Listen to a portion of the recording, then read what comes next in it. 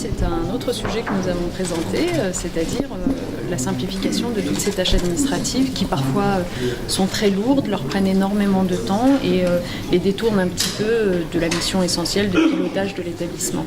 Donc nous avons, au terme de 3 ans de travaux sur ce sujet avec les organisations syndicales, nous avons dégagé 16 engagements qui vont être adoptés aujourd'hui, envoyés aux académies, mis en œuvre pour que le travail soit facilité pour les directeurs d'école, qu'on fasse moins peser sur eux des choses qui sont de l'ordre de l'annexe, qu'on organise mieux nos sollicitations au niveau de l'administration centrale pour ne pas leur en demander trop toujours en même temps. Voilà, donc cette simplification, cet allègement des tâches administratives a vocation à leur dégager du temps pour qu'ils s'occupent véritablement du pilotage de l'établissement, de l'équipe pédagogique.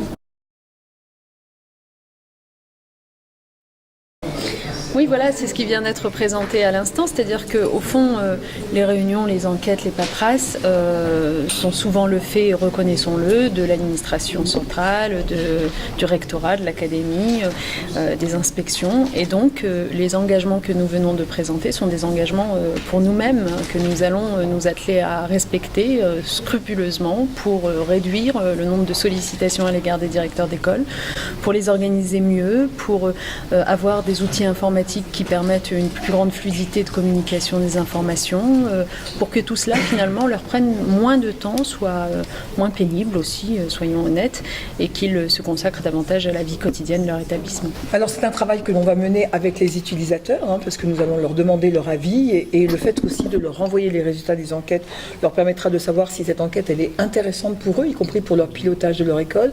Et puis sinon, l'amélioration des outils numériques leur permettra aussi finalement de renvoyer un certain nombre d'informations sans qu'ils aient eux-mêmes à les saisir. Donc l'automatisation d'un certain nombre de tâches.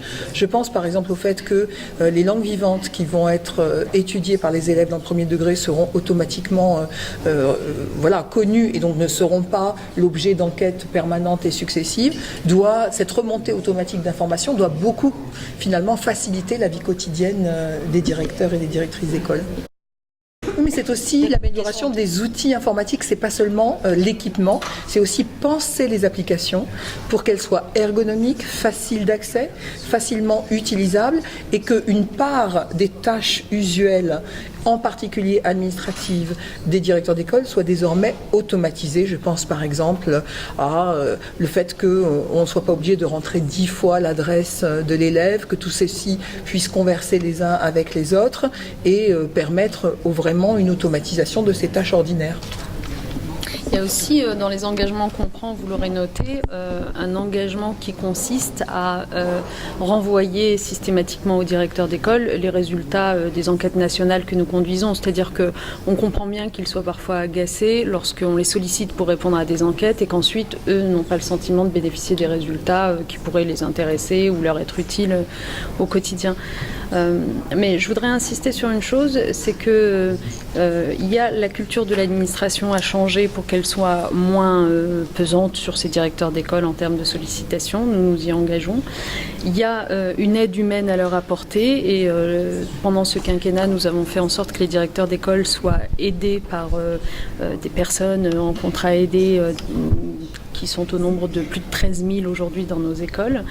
Je pense que pour le quinquennat à venir, il faudra aller plus loin pour faire en sorte que ces aides administratives ne soient plus des contrats aidés, par définition temporaires, sans formation, mais au contraire de vraies fonctions reconnues dans l'école, pérennisées, un peu comme nous avons pérennisé par exemple les AVS, nous avons commencé à le faire, pour faire en sorte que ce soit de vrais accompagnants d'élèves en situation de handicap avec une formation, une reconnaissance statutaire, etc., qui se déploient dans nos écoles, eh bien, il faudra faire la même chose s'agissant des aides administratives auprès des directeurs.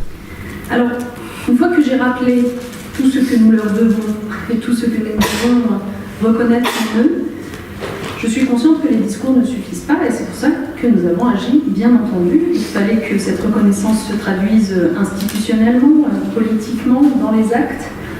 Et c'est le sens de la réunion d'aujourd'hui que de rappeler justement ce que nous avons fait pour être aux côtés de ces directeurs d'école depuis le début de ce quinquennat. Ça n'est donc pas un hasard si le premier groupe de travail qui a été ouvert dans ce ministère dans le cadre des chantiers métiers a été dédié au directeur d'école, avec en particulier deux avancées majeures. D'abord l'amélioration du régime de décharge d'enseignement et l'amélioration du régime indemnitaire. Revenons d'abord sur l'amélioration du régime de décharge d'enseignement. D'abord, c'est bon de rappeler que souvent les directeurs d'école assument en effet une charge d'enseignement. Et nous savons très bien, je crois, dans cette salle, contrairement à certains discours parfois véhiculés, que l'enseignement, c'est un travail qui ne se résume pas au temps passé devant les élèves, que les cours, ça se prépare, qu'il y a un travail de réflexion, de pédagogie, qui ne s'improvise pas, qui nécessite du temps. Or, parallèlement, les fonctions de direction prennent, dans le cadre de la refondation qui plus est, une place grandissante. Voilà pourquoi nous avons voulu améliorer progressivement le régime de décharge de ces directeurs d'école pour leur donner davantage de temps pour la direction des écoles. Nous l'avons fait avec deux priorités, envers celles et ceux pour qui ces décharges étaient jusqu'alors absentes, c'est-à-dire les directrices et directeurs d'école comportant moins de 4 classes, et envers celles et ceux pour qui il n'y avait jusqu'alors qu'un quart de décharge. Aujourd'hui, pour les directeurs des écoles de 2 à 3 classes, la décharge dite de rentrée scolaire a été augmentée à 10 journées par an, c'est-à-dire une journée par mois. Pour les directeurs d'école de 8 et 9 classes, un tiers de décharge d'enseignement par semaine a été créé et mis en place. Ça correspond concrètement à 1 jour et demi par semaine pour les directeurs d'école de 8 et 9 classes. Enfin, les directeurs d'école de 5 classes et plus sont totalement déchargés du service consacré aux APC, aux activités pédagogiques complémentaires. Voilà déjà pour ce qui est du temps, qui est quand même le bien le plus précieux et qu'on nous réclame légitimement sans cesse. Mais il y a aussi un autre bien, qui est lui matériel, financier, et la reconnaissance financière évidemment était une chose importante aussi. Concrètement, qu'avons-nous fait durant ce quinquennat ? Nous avons augmenté donc de 100 € les directeurs d'école comptant 5 à 9 classes, de 200 € les directeurs d'école comptant 1 à 3 classes et de 400 € les directeurs d'école comptant 4 classes.